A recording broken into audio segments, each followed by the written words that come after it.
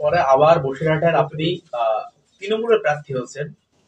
সেই জায়গায় দাঁড়িয়ে কোন কোন ইস্যুটাকে বিভিন্ন তো কাজ করেছেন, বসিরহাটের মানুষ কান পাতলে আপনার নাম শোনা যায়। দলের ১৫ দিনের সৈনিক কোন কোন ইস্যুটাকে হাতিয়ার করবেন নির্বাচনী প্রচারে? এবং সর্বপ্রথম আমি বসিরহাটবাসীকে আমার ধন্যবাদ, আন্তরিক শুভেচ্ছা। সামনে বসন্ত বা উৎসব, দোল,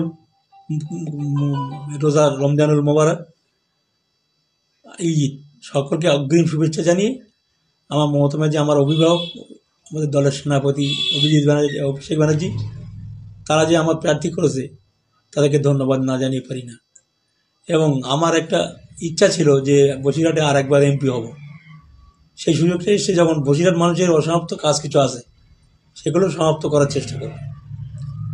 আপনি তো বসিরহাটের বুকে হিঙ্গলগঞ্জ, সন্দেশখালী, বিনাখা প্রত্যন্ত এলাকায় বিভিন্ন সময় যেখানে বিদ্যুৎ ছিল না, পানীয় জল, অ্যাম্বুলেন্স ছিল না, সেই জায়গায় কাজ করেছে। নতুন আবার কি কি কাজের ভাবনা রয়েছে আপনার? বসিরহাটে পানীয় জলটাকে পরিশুদ্ধ পানীয় জল দেওয়ার আমার পরিকল্পনা। জলের অভাব খুব ওখানে। সেই জায়গায় দাঁড়িয়ে যদি প্রথমে যদি জলের সমস্যা সমাধান করা যায়, মানুষের দাবিকে আমি মান্যতা দেব। মানুষ যেটা চাইবে সেটা আমি বিবেচনা করে সেটা করব। মানুষের চাওয়া পাওয়ার অনেক দাবি আছে, 10 বছর ধরে দেখেছে। আর আমি 2009 মাত্র 5 বছরে যা করেছি, শ্মশানঘাট করেছি, স্কুল করেছি।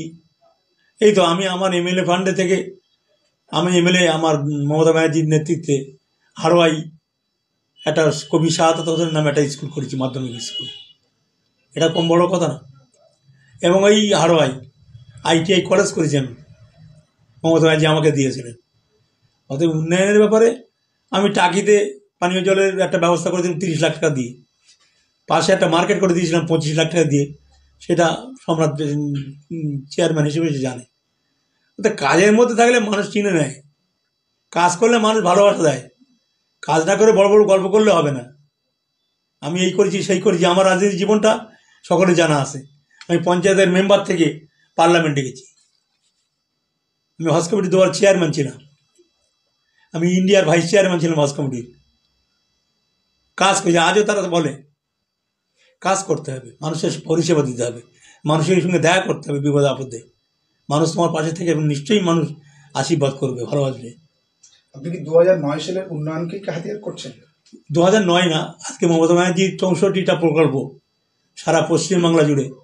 কোনো না কোনো ফ্যামিলিতে 1টা 2টো 3টে 4টে করে পরিষেবা পাচ্ছে। মমতা ব্যানার্জির উন্নয়ন কি কম আছে নাকি? কম উন্নয়ন করেছেন? সেই পরিপ্রেক্ষিতে দাঁড়িয়ে যদি তার সঙ্গে কাঁধ মিলিয়ে যদি করি, তাহলে বসিরহাটটাকে নতুন করে সাজানো যাবে। এখনো রাস্তায় দেখলে হাজী নুরুল ইসলামের অ্যাম্বুলেন্স দেখা যায়। এইটাই আমার গর্ব। আমি 39টা অ্যাম্বুলেন্স দিয়েছিলাম আমার জেলায়, আমি এমপি থাকাকালীন। এবং এমন এমন জায়গায় অ্যাম্বুলেন্স দিয়েছিলাম, সে সাংঘাতিক জায়গা, গোবিন্দঘাটি, বিস্তীর্ণ এলাকা, নদীমাতৃক জায়গা, সেখানে আমি অ্যাম্বুলেন্স দিয়েছিলাম।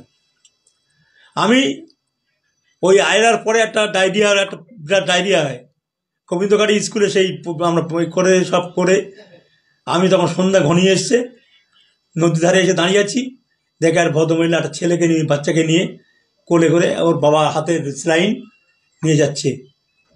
আমি শুনে সঙ্গে সঙ্গে ওদের কিছু আর্থিক সাহায্য করলাম এবং আমি একটা হসপিটালে ভর্তি করার জন্য একটা ব্যবস্থা করে দিলাম বসিরহাট বদরকলা। আর সঙ্গে সঙ্গে দাঁড়িয়ে একটা অ্যাম্বুলেন্স ওই পারে ছিল, সেটাকে নিয়ে সেই রুগীটাকে পাস করিয়ে বদরতলায় পাড়ায়। সেদিন আমি প্রতিজ্ঞা করেছিলাম যে আগে এদের অ্যাম্বুলেন্সগুলো দেবো। এই বিস্তীর্ণ এরিয়া মানুষ কি কষ্ট করে যাতায়াত করে। তারপরে মমতা ব্যানার্জির দ্বারাই হাসনাবাদের ব্রিজটা হয়ে গেছে, মানুষের যাতায়াতের সুবিধা হয়েছে। সাহেব, একটা প্রশ্ন করবো, বসিরহাটবাসীকে আপনার তরফ থেকে কি বার্তা দেবেন? বসিরহাটবাসীকে তো আমি ধন্যবাদ জানিয়েছি, তাদের ভালোবাসার কাছে আমি অভিভূত এবং তাদের কথা আমি কোনোদিন বলবো না। বলবো তারা আমার তৃণমূলের পরিবারের একজন। আপনাকে পূর্ণভাবে দেখা যাবে কবে থেকে? ঈদটা হয়ে যাক, রোজাটা যাক, আমরা এখন টুকটাক কাজগুলো করে নিচ্ছি। হয়তো আগামীকাল আমার হারোয়াই প্রোগ্রাম আছে, আমরা কালকে প্রোগ্রাম শুরু করছি, কাল থেকে। হারোয়াই কি আপনার বিধায়কের লাস্ট এই প্রোগ্রাম ওখানে সম্বর্ধনা অনুষ্ঠান? না, কালকে থেকে পলিটিক্যাল প্রোগ্রামগুলো আমরা করছি। জনগর্জন অধিকার বার্তা অধিকার যাত্রা আচ্ছা, একটা লাস্ট প্রশ্ন করবো, একদম লাস্ট প্রশ্ন।